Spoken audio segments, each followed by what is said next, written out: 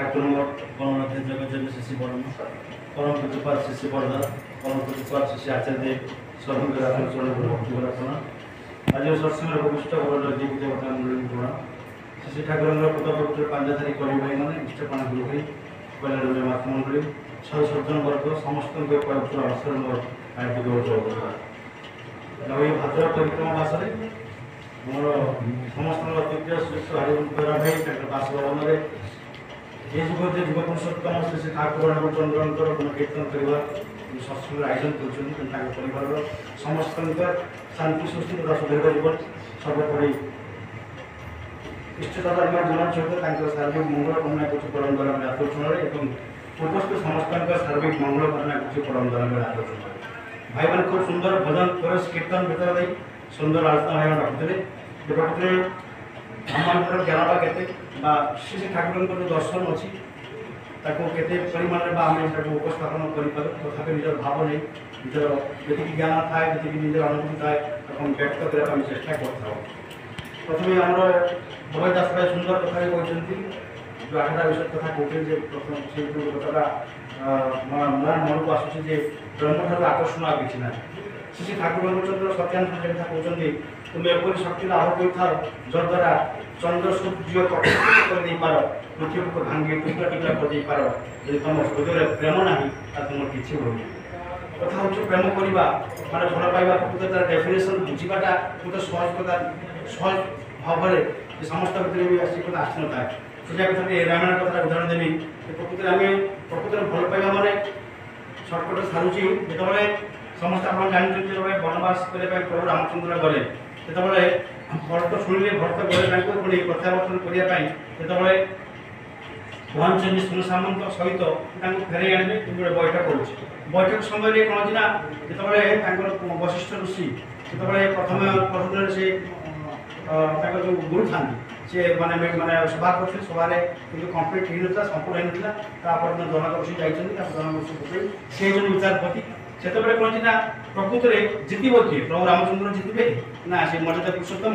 ଆଉ ଯେତେବେଳେ ପିତୃ ସତ୍ୟ ପାଳନ କରି ଯାଇଛନ୍ତି ନା ଏପଟେ ତାଙ୍କର ଭକ୍ତିରେ ମାନେ ଏଇ ଯେଉଁ ତ୍ୟାଗରେ ଭକ୍ତଙ୍କର ଯେ ପ୍ରକୃତରେ କିଛି କଳନା କିଛି ନାହିଁ ଶେଷରେ ଜନକ ଋଷି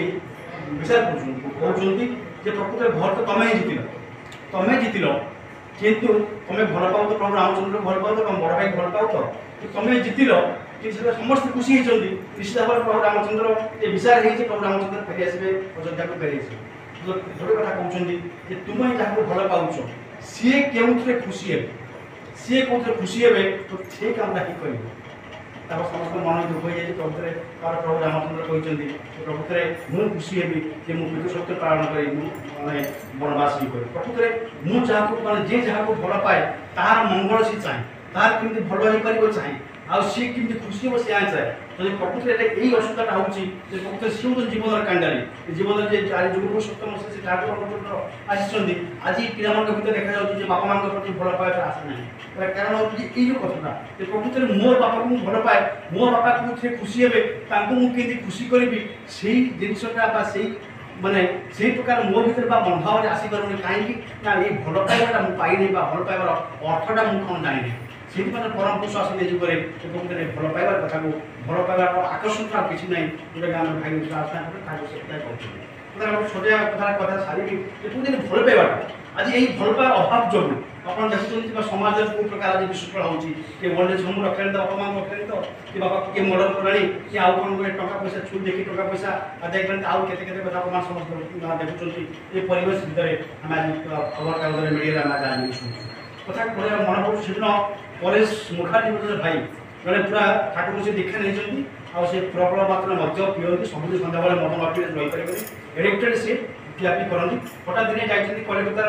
ରହନ୍ତି ସେ ଯାଇକି ଆଶ୍ରମକୁ ଠାକୁରଙ୍କ ପାଖରେ ପ୍ରଣାମ କରୁଛନ୍ତି ପ୍ରଣାମ କଲା ପରେ ଠାକୁର ସାଙ୍ଗେ ସାଙ୍ଗେ ତାକୁ କହୁଛନ୍ତି ଆରେ ପରେଶ ମୋତେ ଗୋଟେ କହୁଛନ୍ତି ପୁରା ଏକ୍ସିଡେଣ୍ଟ କହୁଛନ୍ତି ତାର ଗୋଟେ ପାୱାର ବିସ୍କୁଟ୍ ମୁଁ ତୁମର ଦେଇପାରିବୁ ସେତେବେଳେ ସେ ପିଆପି ସବୁ କରନ୍ତି କହୁଛନ୍ତି ଠାକୁର ମାଗୁଛନ୍ତି ବିସ୍କୁଟ୍ ହଁ ଠାକୁର ସାମାନ୍ୟ ବିସ୍କୁଟ୍ଟା ମୁଁ ଗୋଟେ ଏଇଟା ଗୋଟେ ଦେଇପାରିବିନି ହଁ ଠାକୁର ମୁଁ ଦେଇପାରିବି এই যে ଭଲ ପାଇବା ଆକର୍ଷଣ ଅଛି ଠାକୁର ସେ ଭଲ ପାଆନ୍ତି ଏ ଠାକୁର ଚାହିଁଥିଲେ ଗୋଟେ ବିସ୍କୁଟ୍ ଦେବି ତାପରେ କହୁଛନ୍ତି ଦେହଟାଉନରେ ଦେହ ମାନେ ମିଳିନି ତାପରେ ଚିନ୍ତା କରୁଛନ୍ତି କୋଉଠି ମିଳିବ ଆସୁଛନ୍ତି କଲିକତାରେ ଏମିତି କହୁଛନ୍ତି ଅନେକ ଜାଗା କହୁଛନ୍ତି ଅନେକ ଜାଗା କହୁଛନ୍ତି କି ତାଙ୍କ ଭିତରେ ଯେଉଁ ଠାକୁର ଯେଉଁ ଭଲ ପାଇବା ତାଙ୍କୁ ଦେଇଛନ୍ତି, ଠାକୁର ଯେ ଚାହିଁଛନ୍ତି ଯେ ବିସ୍କୁଟ ତାଙ୍କୁ ସେ ଦେବେ, ସେ ବିସ୍କୁଟ ଖୋଜିବାରେ ଏତେ ଯେ ମାନେ ନିମଜ୍ଜିତ ହୋଇଛନ୍ତି, ସେ ଏତେ ଯେ ତାଙ୍କ ଭିତରେ ନିଜକୁ ସେ ବ୍ୟାପୃତ ରଖୁଛନ୍ତି, ୟା ଭିତରେ ଖାଇବା ପିଇବା ସବୁ ସେ ଭୁଲି ଯାଇଛନ୍ତି। ୟା ଭିତରେ 20-25 ଦିନ ବିତି ଯାଇଛି, କିନ୍ତୁ ତାଙ୍କର ଦାଢ଼ି ବଢ଼ିଯାଇଛି, ସେ ବ୍ୟସ୍ତ ହେଇ ପଡ଼ୁଛନ୍ତି। ଆଉ ଯେ କେମିତି ମୁଁ ବିସ୍କୁଟ ଆଣିବି, ଠାକୁର ସାମାନ୍ୟ ବିସ୍କୁଟ ପାଇଁ କହିଲେ ଯେଉଁ ବିସ୍କୁଟ ଯେଉଁ ବ୍ରାଣ୍ଡର ବିସ୍କୁଟ ପାଇଁ କହିଲେ ସେ ବିସ୍କୁଟଟା ମୁଁ ପାଇପାରୁନି। ସେତେବେଳେ ହଠାତ୍ ଦିନ ତାଙ୍କର ଗୋଟେ ପୁରୁଣା ମାନେ ମଧୁର ସାଙ୍ଗ ଦେଖା ହେଇଯାଇଛି, ହଠାତ୍ ଦେଖା ହେଉଛି କହିଲେ ଆରେ ଭାଇ ଯିବାନି ଭାଟିକି ଯିବା କରିବା।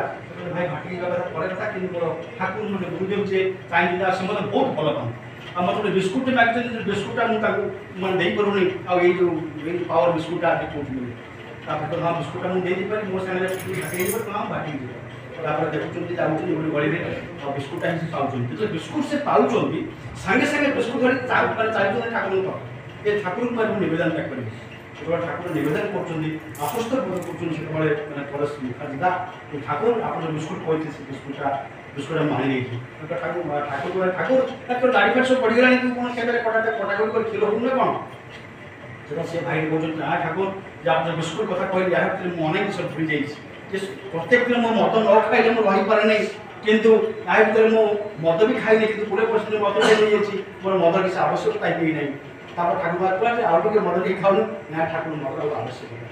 କଥା ହେଉଛି ସିଏ ହେଉଛନ୍ତି ଜୀବନର ସ୍ରଷ୍ଟା, ସିଏ ହେଉଛନ୍ତି ସାମଗ୍ରିକ ଜୀବନର ଦ୍ରଷ୍ଟା, ଜୀବନର ସମସ୍ତ ରହସ୍ୟକୁ ସେ ଉନ୍ମୋଚନ କରିଦେଇପାରନ୍ତି। ଆଉ ତାଙ୍କ ଭିତରେ ଯେଉଁ ଭଲ ଗୁଣ ଥିଲା, ଏଇ ଯେଉଁ ଭଲ ପାଇବା ଭିତରେ ଦେଇ ଏଇ ଭଲ ପାଇବାର ଆକର୍ଷଣ ଠାରୁ ଆଉ କିଛି ନାହିଁ। ଏଇଟା ଠାକୁର କଥା କହିଲେ ଯଦି ଭଲ ପାଇବା ତୁମ ଭିତରେ ନାହିଁ ତ ତୁମର କିଛି ବି ହେଇନି। ତେଣୁ ଏଇ ଯେଉଁ ଭଲ ପାଇବାଟା ଜାଗ୍ରତ ଯଦି ହୁଏ, ବାପାଙ୍କ ପ୍ରତି ମାଆଙ୍କ ପ୍ରତି ତାଙ୍କ କଥାଟା ଆପଣ ମାନନ୍ତି, ଏଇ ଭଲ ପାଇବାର ଉଦ୍ରେକ କରି ସାରା ବିଶ୍ୱକୁ ଏଇ ମାନେ ଭାତୃତ୍ୱ ପ୍ରେମରେ ଆଉ ସମସ୍ତଙ୍କୁ ଯେଉଁ ପ୍ରେମରେ ବାନ୍ଧି ରଖୁଛନ୍ତି ସେ ଠାକୁର ଆଜି ଯଦି ବା ଯେତିକି ଟିକେ ଯେଉଁମାନେ ସତ୍ସଙ୍ଗୀ ମନେ ସେମାନେ ଯେତିକି ତାଙ୍କ ଭିତରେ ଯେଉଁ ଭଲ ପାଇବା ଉଦ୍ରେକ ହେଉଛି ଏ ଠାକୁରମାନଙ୍କୁ ଅନୁସରଣ କରୁଥିଲା ଯୋଗୁଁ। ତେଣୁ ଆସନ୍ତୁ ସେ ଠାକୁର ପରମ ପ୍ରେମମୟ ତାଙ୍କୁ ଆଜି ଆମେ କରୁଛୁ, ଯେ ପ୍ରେମର ଗନ୍ତା ଘର ସେ, ପ୍ରେମର ସାଗର ସେ, ତାଙ୍କ ନିକଟକୁ ଯଦି ଆମେ ଯାଉ ତ ସେଇ ପ୍ରେମର ଭାବନାକୁ ହିଁ ଆସୁ, ତାଙ୍କର ସର୍ବସାନିଧ୍ୟ ଲାଭ କରେ, ସେ ପ୍ରେମ ଭାବଟା